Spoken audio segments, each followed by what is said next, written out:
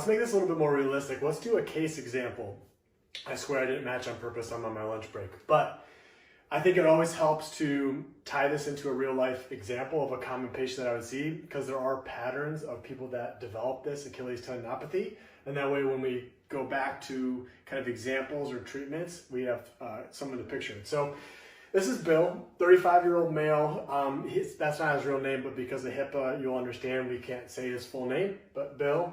So pre-COVID, he was doing jujitsu, martial arts 3 times a week. So he wasn't sedentary, but he was doing just a very different type of exercise. COVID hit, everything closed down, his gym closed down, and he decided to start picking up running. So he went outside, he started running, doesn't have a ton of experience, and his knees started hurting him. Both sides.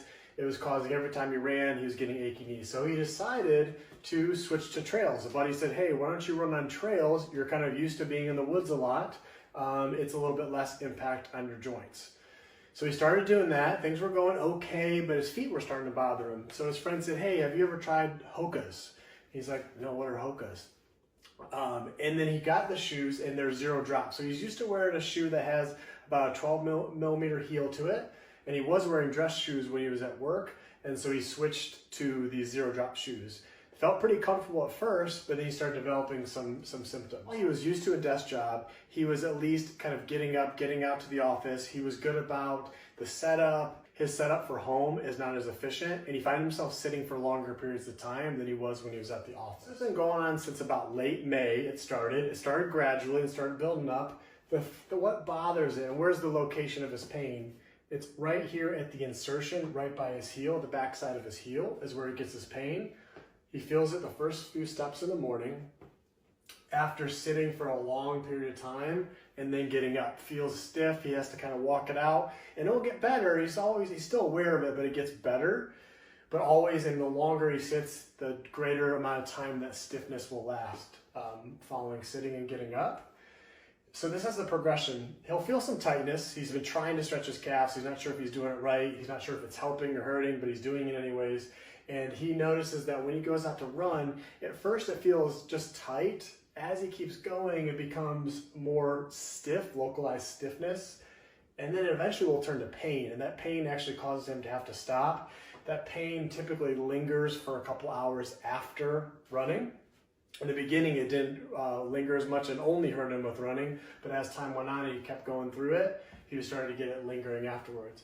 The only thing he's found to be helpful or NSAIDs, or anti-inflammatories. Day one, we got him in the clinic, we did the subjective, asked him the questions, already got an idea of what potentially could be going on, and then we put him through this functional runner screen tool, FRST. And so here is his scores. So you'll notice he had a 0 on ankle dorsiflexion on the affected side. His painful side is his right. He had a 1, but it's not much better. It was a 2 inches away from the wall. So only about a half inch difference, but still both very limited. His single leg bridges were symmetrical-ish.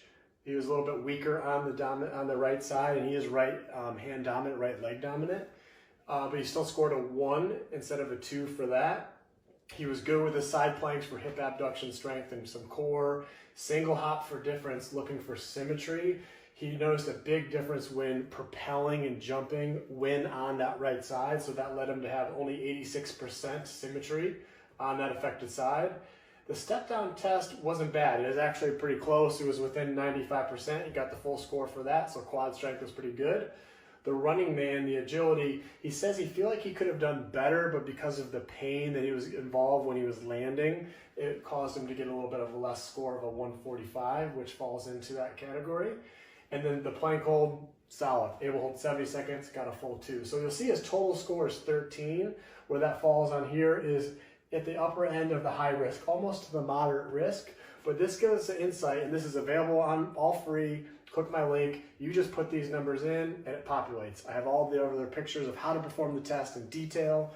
So this is gonna give us insight as to what's going on, and we're gonna refer back to this when we see the score and what it's gonna take to improve the score with these particular test items. The next post will be about mobility restrictions, common causes, and correctives that correlates with what we just saw and how to fix it.